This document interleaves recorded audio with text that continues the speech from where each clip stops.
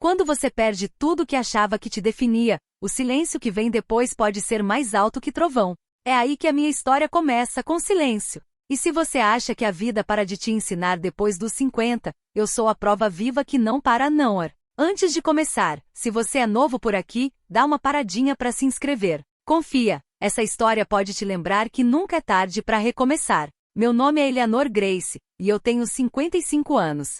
Uma vez eu achava que minha vida já estava escrita, cada capítulo fechado, cada sonho dobrado como uma carta velha. Mas a vida, mano, tinha outros planos. Planos que iam me quebrar, me reconstruir, e me deixar mais forte do que eu jamais imaginei. Eu era professora, daquela que sabia o nome de cada aluno, que ficava depois da aula para ajudar, que acreditava em pequenos milagres. Meu marido, Daniel, era arquiteto, quieto e esperto. Por 30 anos a gente construiu uma vida juntos, uma casa cheia de risada, almoços de domingo cansados, daqueles que carregam segredo. Eleanor disse baixinho, você não ia entender. Eu tava tentando consertar antes que você descobrisse. Mas o que descobri foi muito pior do que imaginava. O Daniel tinha hipotecado a casa sem me contar. Investiu cada centavo no negócio com uma mulher chamada Clara Jennings, uma mulher com metade da minha idade. Na manhã seguinte, ele sumiu. Assim, do nada, 30 anos de casamento desapareceram no retrovisor de um sedã prateado.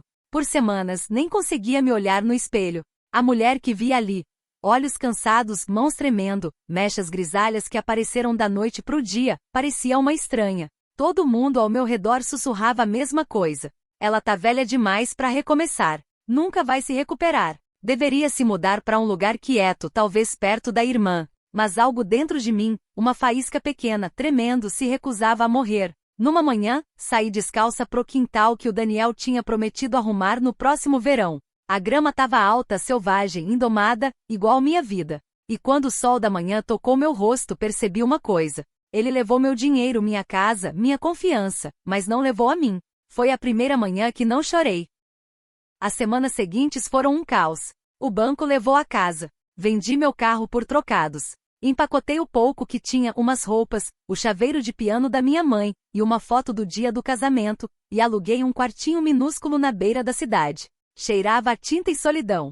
Passei a primeira noite olhando pro teto, fazendo perguntas sem resposta. Por onde eu começo? O que faço agora, aos 55, quando todo mundo diz que a vida tá pra trás? Na manhã seguinte, fiz uma coisa estranha, abri meu notebook. Fazia meses que nem tocava nele. Meu e-mail estava lotado de spam, mensagens dos meus ex-alunos enterradas em anos de silêncio. E aí vi uma mensagem, de 3 semanas atrás, de um nome que não ouvia há anos, Laura Matthews. A Laura tinha sido minha aluna 25 anos atrás. Ela escreveu: Senhora Grace, não sei se vai ver isso, mas queria te agradecer. Você uma vez me disse que eu tinha dom para contar histórias. Hoje sou editora numa editora pequena, e suas palavras ainda ecoam na minha cabeça. Fiquei horas olhando aquela mensagem. Contar histórias, essa palavra ficou. Naquela noite, achei um caderno velho, aquele onde eu escrevia poemas anos atrás. As páginas amareladas, a tinta desbotada, mas quando passei os dedos pelas palavras, senti algo mudar dentro de mim. Talvez eu não pudesse mais dar aula. Talvez não pudesse reconstruir minha vida antiga. Mas eu podia escrever, e foi o que fiz. Escrevi sobre tudo, a traição, o silêncio, a luz daquele dia que ele foi embora. Não era pra ninguém, era só pra mim. Semanas viraram meses. Numa noite decidi postar uma das minhas histórias online, anonimamente. Intitulei: Quando ele foi embora, eu me encontrei. Não esperava que ninguém lesse. Mas de manhã, tinha centenas de comentários. Pessoas, mulheres da minha idade, homens que perderam tudo, até jovens, escrevendo. Essa é a minha história também. Você me fez chorar. Por favor, escreve mais. Pela primeira vez em anos, me senti vista. Mas felicidade tem um jeito de atrair sombras. Um dia, recebi um e-mail de um endereço desconhecido. O assunto simplesmente dizia: de nada. Era da Clara Jennings. Eu congelei. A mulher que levou meu marido, que construiu a vida dela nas minhas ruínas, tinha me encontrado. A mensagem era curta. Espero que esteja bem, Eleanor. O Daniel fala de você às vezes. Você o inspirou mais do que imagina. Queria apagar, fingir que não existia. Mas respondi. Escrevi. Diz pra ele obrigado. Ele me ensinou o que liberdade realmente significa. E pela primeira vez eu falava sério. No mês seguinte, entrei num concurso de contos com meu nome verdadeiro. O tema era novos começos. Não ganhei. Mas recebi algo melhor, uma mensagem de um dos jurados, perguntando se eu já tinha pensado em publicar um livro. Eu, uma mulher de 55 anos que perdeu tudo? Naquela noite, sentei na janela do meu apartamentinho, as luzes da cidade piscando como memórias antigas, e sussurrei para mim mesma. Talvez a vida não tenha levado tudo. Talvez só esteja abrindo caminho. E pela primeira vez em anos, sorri sem forçar. Mas lá no fundo, eu sabia que era só o começo. Porque às vezes a vida não te dá só uma segunda chance. Ela te dá um palco. E as pessoas que duvidaram de você acabam assistindo da primeira fila. E eu não tinha terminado com o Daniel. Ainda não. Quando o Daniel foi embora, achei que a história tinha acabado. Mas a vida, como sempre, estava só virando a página. Meses se passaram. Minhas histórias começaram a rodar por fóruns pequenos na internet e grupos de escrita para terceira idade. Gente que eu nunca vi na vida começou a me chamar de a voz das segundas chances. Era humilde e assustador pra caramba. Nunca corri atrás de fama. Só queria me entender de novo. Mas palavras têm poder. E quando chegam nos ouvidos certos, viajam mais rápido do que a gente imagina. Numa noite, enquanto revisava um texto novo chamado A Mulher que se recusou a assumir, tocou um número desconhecido. A voz do outro lado era calma, profissional, mas com uma empolgação contida. Senhora Grace? Aqui é o Alan Cooper, da Silverline Publishers. A gente leu seus contos online. Acreditamos que tem um livro aí dentro de você, talvez até alguns. Por um segundo, nem consegui respirar. Um livro? Minhas mãos tremiam enquanto apertava o telefone. Não sei se tô pronta para isso. Ele deu uma risadinha leve. Ninguém nunca tá, mas seus leitores já estão. Depois da ligação, fiquei quieta. A noite lá fora parecia diferente. O barulho da cidade, as luzes piscando. Tudo parecia sussurrar, viu? Você nunca acabou. Naquela noite comecei a esboçar um livro. Nem imaginava que essa decisão ia me levar de volta pro mundo do Daniel, aquele que eu achava que tinha escapado. Escrever virou minha âncora. Toda manhã fazia um café preto, abria um notebook e despejava o coração em capítulos que sangravam verdade. Escrevia sobre traição sem amargura, dor sem pena, cura sem fingir que era fácil. No terceiro mês, o editor pediu para eu ir até a cidade para uma reunião. Queriam me apresentar pro time de marketing, gente que ia ajudar o livro a chegar para um público maior. Lembro de entrar naquele prédio de vidro no centro, me sentindo pequena e invisível entre os jovens de terno bem cortado. Eu tinha 55 anos, usando um lenço azul desbotado que minha mãe me deu. Me sentia deslocada, até ver uma frase emoldurada na parede. A história certa muda tudo. Por algum motivo, aquilo pareceu um abraço. O Alan me recebeu com carinho. Me apresentou para uma mulher alta, cabelo castanho, sorriso afiado. Eleanor, conheça a nossa consultora sênior, Clara Jennings. Por um segundo, o mundo virou de cabeça para baixo. Esse nome, essa voz, ela estendeu a mão como se fossemos estranhas. Prazer finalmente te conhecer, senhora Grace. Ouvi tanto sobre seu trabalho. O aperto de mão dela era firme, firme demais. Os olhos brilhavam com aquela confiança de quem ganha batalhas que os outros nem sabiam que existiam. Forcei um sorriso educado. Obrigada. O prazer é mútuo. Por dentro meu coração batia como tambor. Queria gritar, perguntar se o Daniel ainda dizia que ela era a musa dele, se ainda usava os apelidinhos que sussurrava para mim. Mas fiz o que mulheres como eu aprenderam a fazer. Sorrimos, mesmo quando o chão treme embaixo dos pés. Nas semanas seguintes, a Clara virou uma ponte entre mim e o time da editora. Mandava edições, sugeria capas, até inventava slogans. Toda mensagem começava com: "Você é incrível, Eleanor." E toda vez eu me perguntava que jogo ela estava jogando. Aí um dia, ela escorregou. Enquanto revisava um capítulo que espelhava meu casamento, deixou um comentário no documento. "Você faz o Daniel parecer mais frio do que ele era." Daniel. Não seu marido. Não, o personagem. Daniel. Meu sangue gelou. Percebi que ela não tinha só lido minha história, ainda estava vivendo ela. Naquela noite me servi uma taça de vinho e encarei o cursor piscando na tela. Podia ter apagado a linha, fingido que não vi. Mas algo dentro de mim, a parte que já chorou num apartamento escuro, a parte que se recusou a morrer, decidiu diferente. Escrevi um capítulo novo. Um que não estava no esboço original. Começava assim. Ele a deixou por alguém que usava confiança como perfume e mentiras como joias. Mas a mulher que ele deixou aprendeu algo que ele nunca conseguiu, que a verdade envelhece lindamente. Era cru, vingativo, poético. Não escrevi para os leitores. Escrevi para ela.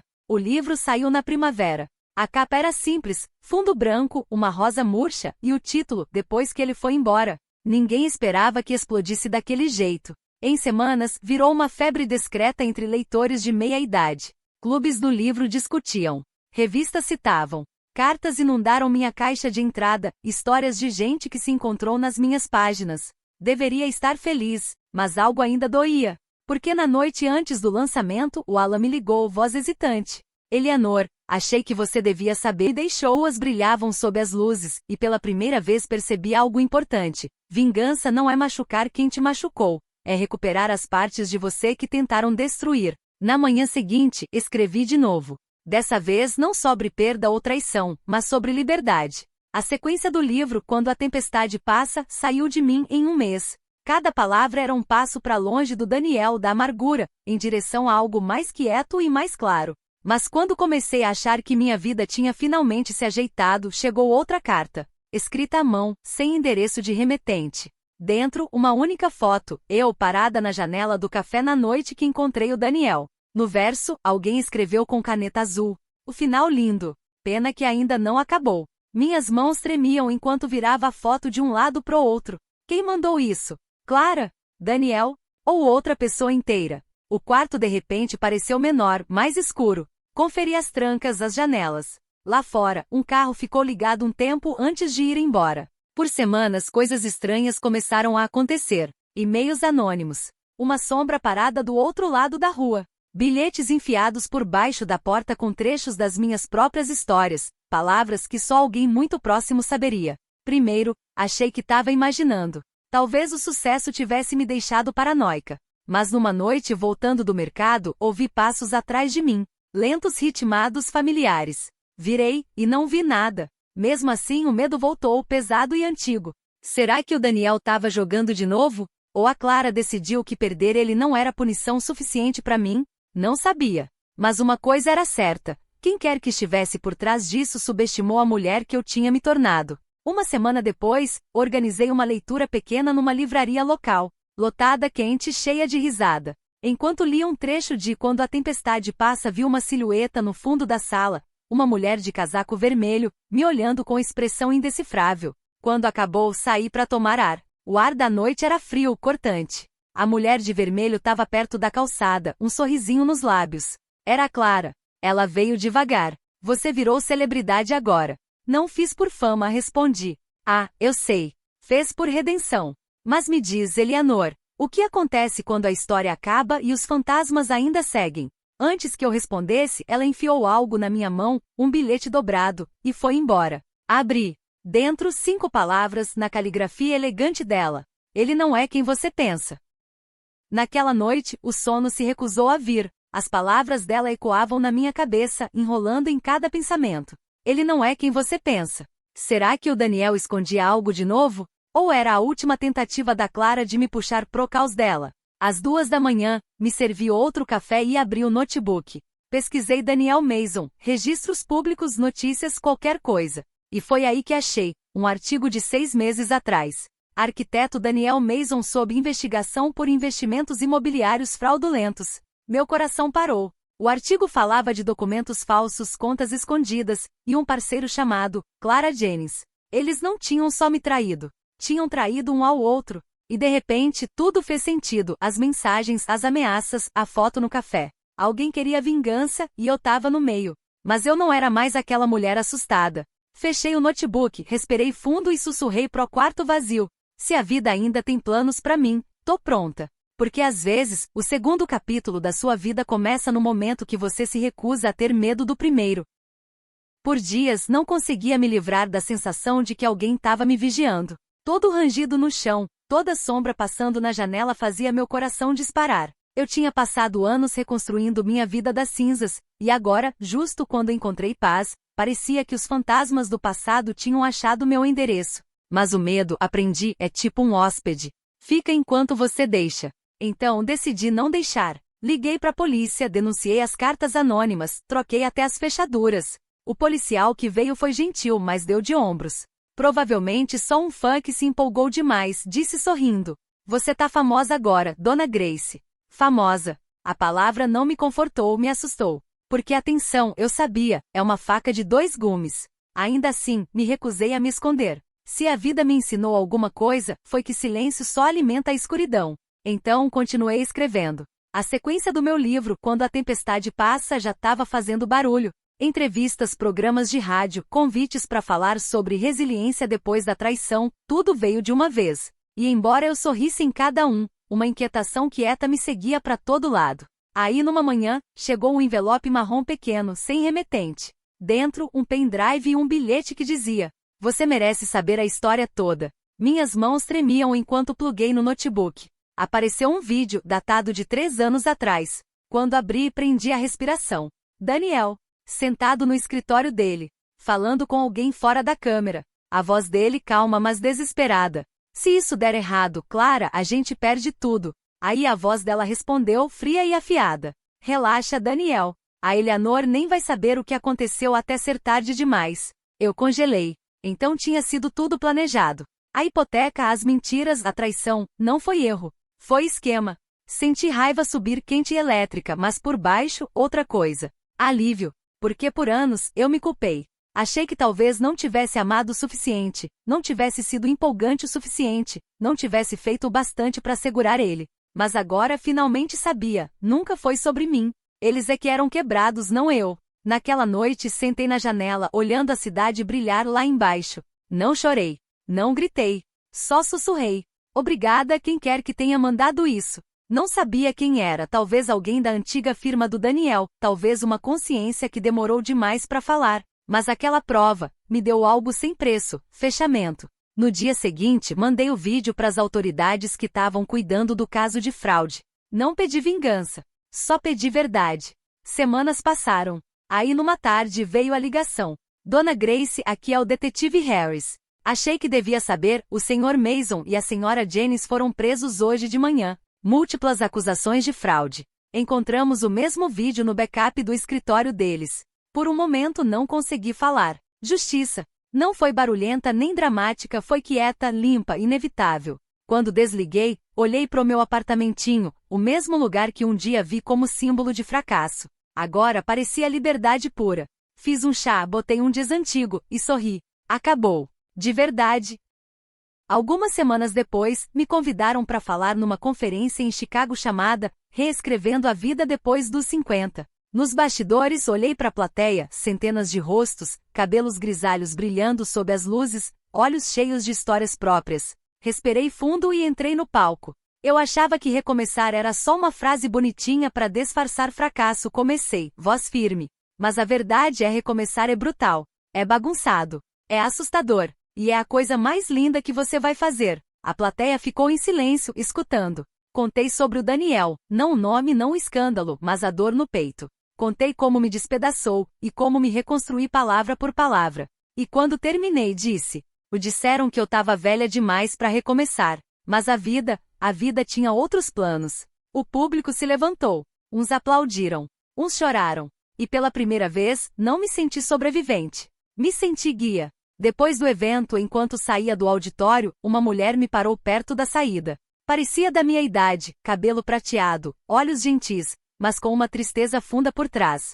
"Eleanor", disse baixinho, "só queria te agradecer. Meu marido me deixou há 2 anos. Achei que minha história acabou ali. Mas você me lembrou que não precisa." Sorri e segurei a mão dela. "Então começa a escrever seu próximo capítulo", falei. "Ele tá te esperando." Ela sentiu lágrimas nos olhos. E naquele momento percebi algo profundo. A maior vingança não é sucesso, é ajudar os outros a encontrar a própria força. Meses passaram. O livro virou best-seller. Meu apartamentinho foi virando um lar aconchegante, prateleiras cheias de cartas de leitores, pão. Minhas mãos não tremiam dessa vez. Não senti raiva nem tristeza, só paz. Talvez ele tenha escrito da cadeia. Talvez não. De qualquer jeito, dobrei a carta com cuidado e guardei dentro do meu primeiro livro, entre as páginas onde minha história começou. Porque era ali que ele pertencia agora, no passado, entre as palavras que me ensinaram a viver de novo. 1 ano depois, comprei uma casinha pequena perto da praia, um lugar onde as manhãs cheiram a sal e lavanda, e o som das ondas parece perdão. Montei uma mesinha na janela, minha máquina de escrever do lado de um vaso de flores frescas. Algumas noites, quando o mar tá calmo, sento do lado de fora e penso em tudo que perdi e tudo que encontrei. Se me dissessem 5 anos atrás que eu estaria aqui, sozinha, feliz, livre, eu teria rido. Mas a vida, aprendi, não acaba quando alguém sai pela porta. Começa quando você entra de novo. E enquanto digito as últimas palavras desse capítulo, quero te deixar com uma coisa. Não importa o quanto você se sinta quebrado, o quanto ache que tá velho, o quanto tenha caído, sempre tem um caminho de volta para você mesmo. Às vezes é quieto, às vezes é cheio de cicatrizes, mas tá lá, te esperando. Você só precisa dar o primeiro passo. A última linha do meu novo livro diz: a mulher que disseram que estava velha demais para recomeçar virou a mulher que nunca parou. E essa mulher sou eu. Meu nome é Eleanor Grace. Tenho 55 anos. E isso é só o começo. Antes de ir, se você ouviu até aqui, valeu. Se essa história te tocou de algum jeito, não esquece de se inscrever, porque talvez, só talvez, a próxima história que eu contar seja a sua.